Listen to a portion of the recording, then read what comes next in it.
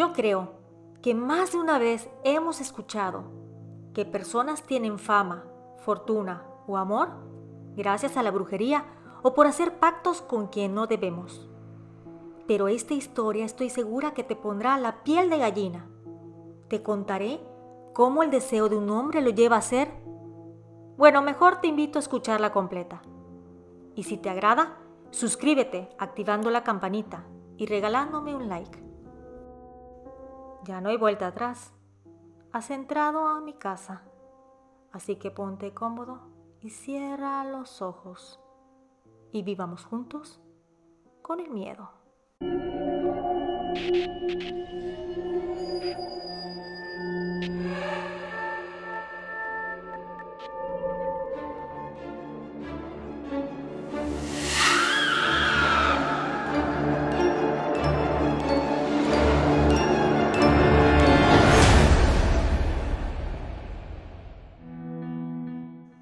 Viviendo con el miedo presenta Camilo y el pacto maldito, brujería infernal, basado en hechos reales. Se recomienda discreción. La siguiente historia me sucedió cuando tenía 10 años de edad.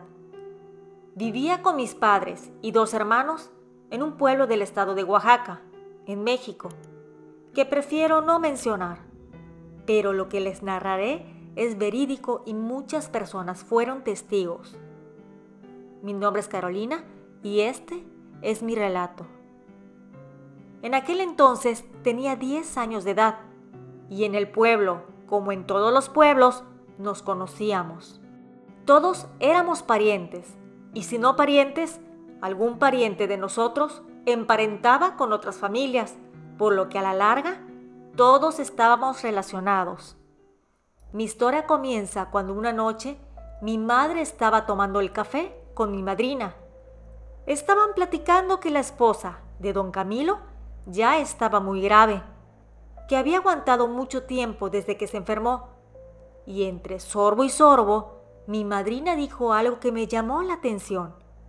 Le dijo a mi madre que eso pasaba porque aquel hombre había hecho un pacto y que seguramente había prometido muchas cosas, entre esas, la salud de su esposa. Entonces, yo levanté la mirada antes de remojar mi pan en el café y le pregunté a qué se refería. Mi madre me dijo que debería de dejar de hacer preguntas, que era plática de mayores. Pero mi madrina le dijo a mi madre que me debía de contar para que desde pequeña aprendiera de que hay cosas oscuras en el mundo y que nos debemos de cuidar de ellas. Ahí fue cuando mi madrina me contó la historia.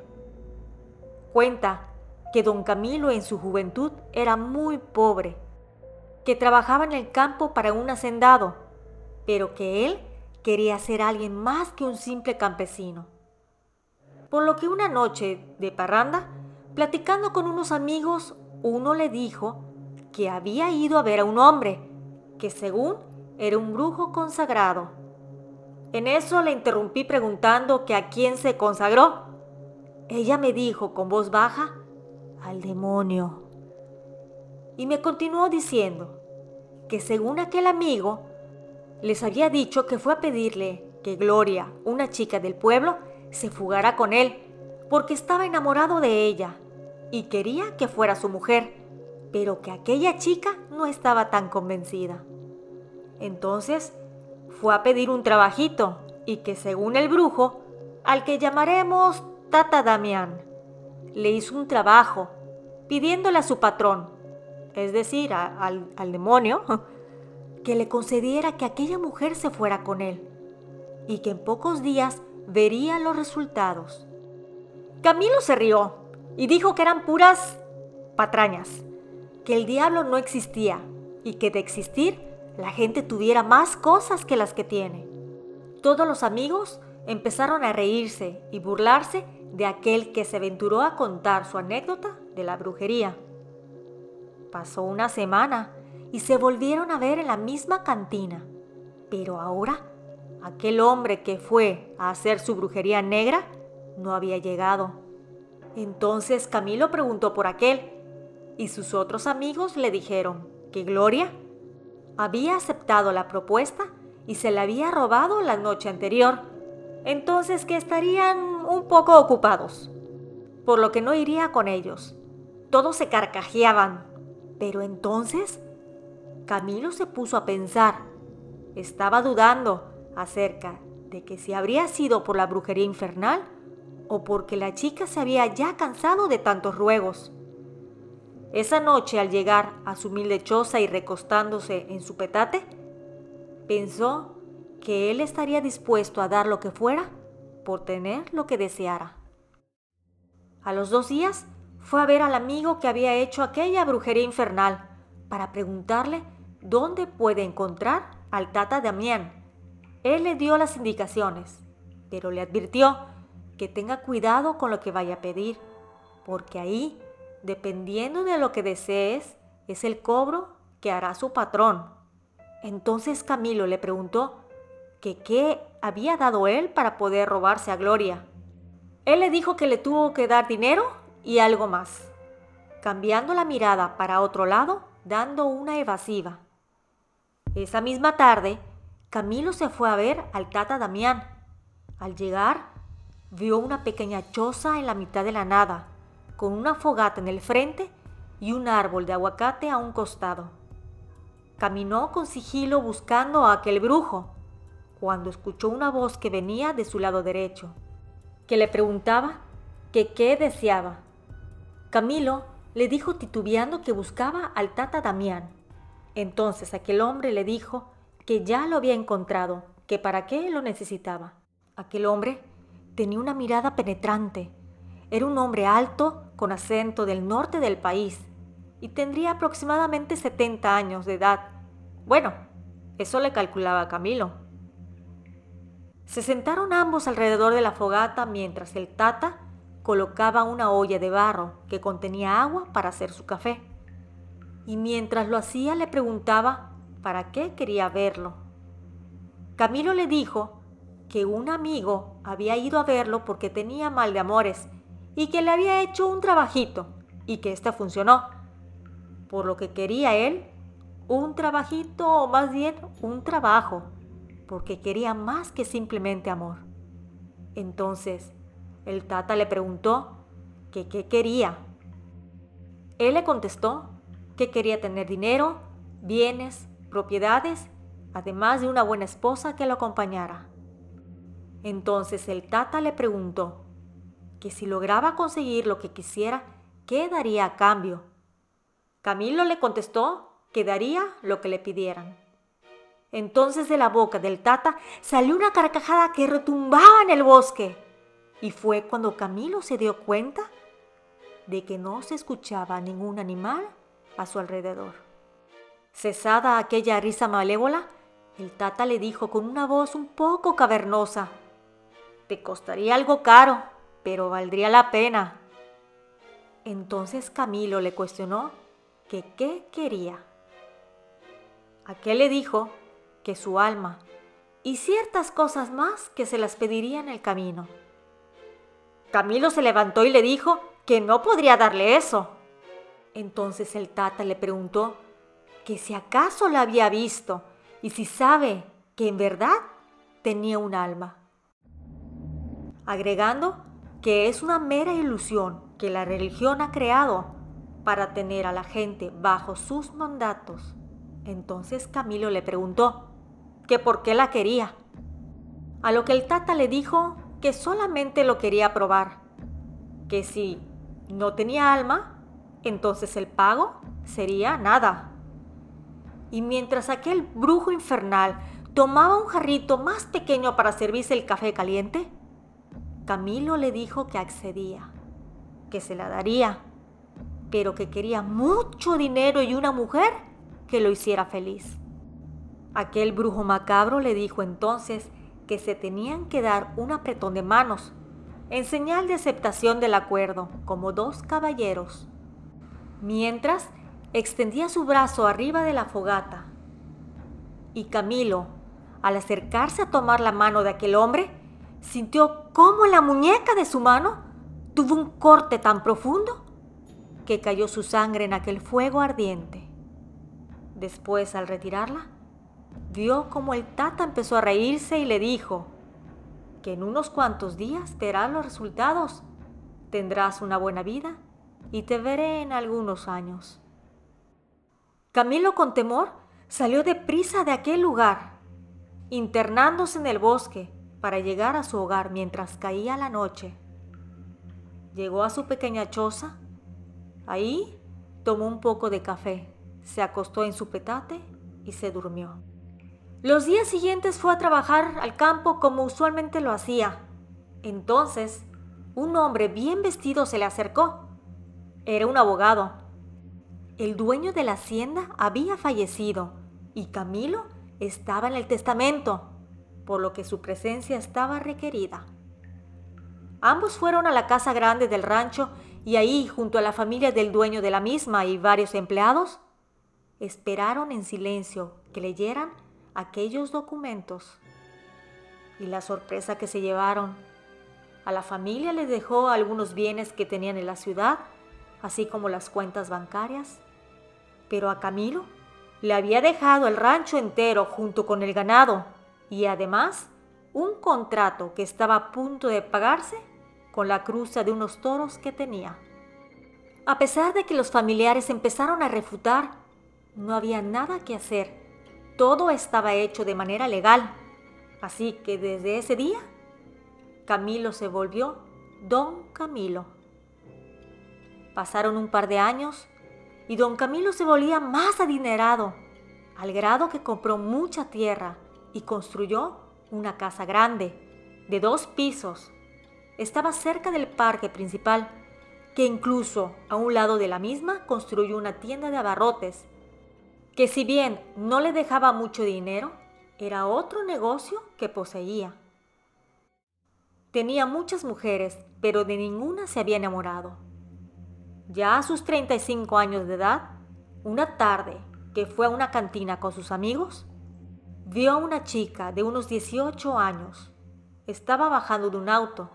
Era muy hermosa, de piel morena y ojos negros. Era sobrina del dueño de la farmacia del pueblo. Había ido a visitar a los tíos. La pobrecita no sabía que había marcado ya su historia.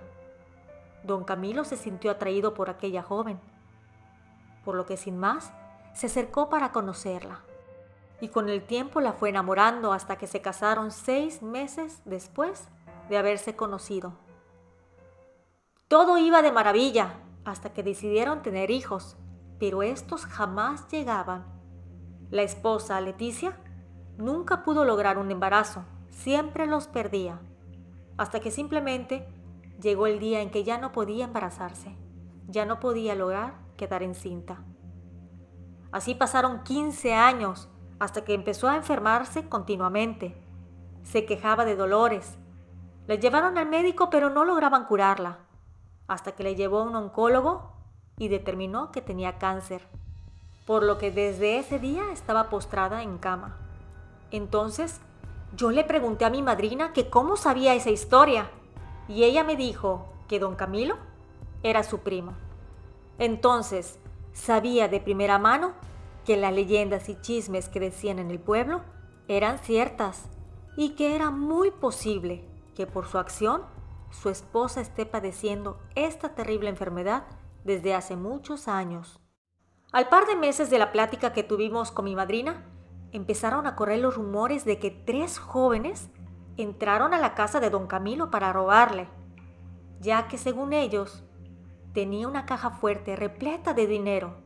No era nada inusual que la gente tuviera dinero dentro de sus casas, y mucho menos en pueblos donde tener un banco era complicado, y era más fácil una caja de metal que resguardar a los tesoros, por así decir. Por lo que una noche, aquellos 3 jóvenes se aventuraron mientras que don Camilo y su enferma esposa estaban dormidos. Entraron sigilosamente por una ventana y empezaron a buscar aquella caja fuerte. Entonces, tal vez por algún ruido, don Camilo se despertó y ya a sus 60 años de edad trató de defender su hogar y a su esposa. Pero lo más extraño de todo es que él dio aviso a la policía de que había ladrones en su casa, pero que los 3 habían fallecido. ¿Cómo es posible que un hombre de la tercera edad les haya arrebatado las vidas con sus propias manos a 3 jóvenes de 20 años aproximadamente? No había señales de arma de fuego. Simplemente a los chicos se les paró el corazón. En un tiempo más, doña Leticia, su esposa, falleció. Vivió más de lo que los médicos esperaban. Y don Camilo la sepultó en el cementerio del pueblo, levantándole un gran mausoleo en su honor. Y sin más, aquel hombre se quedó nuevamente solo. Pero eso cambiaría un poco sus rutinas, ya que cuentan los vecinos que cada cierto tiempo iban a visitarlo unas personas en autos lujosos y que además, ciertos días a altas horas de la noche, se escuchaban unos gritos espantosos y por si fuera poco, a veces la luz se iba en la cuadra. Pasaron los años y aquel hombre, don Camilo, se veía exactamente igual que cuando lo conocí. Parecía que los años no habían dejado huella en su cuerpo. Siempre fuerte, trabajando en el rancho y en su tienda. Hasta que una noche, simplemente falleció. Los empleados, al darse cuenta de que él no había llegado a hacer sus pendientes de los lunes en el rancho, dieron aviso a uno de sus sobrinos. Y al llegar a su casa, lo encontró en la cama. Y uno pensaría que si falleces estando dormido, tendrías un semblante de paz. Pero en este caso, el semblante era de terror, además de las 24 horas de descomposición del cuerpo, ya que el día anterior era domingo y nadie había ido a visitarlo. Recuerdo muy bien que estaba en mi casa con mis tíos y primos, porque mis padres y madrina habían ido al velorio de don Camilo. Cuando uno de mis primos se nos acercó para asustarnos, nos dijo que de seguro a las 12 de la noche se iba a ir la luz y que escucharíamos algo extraño.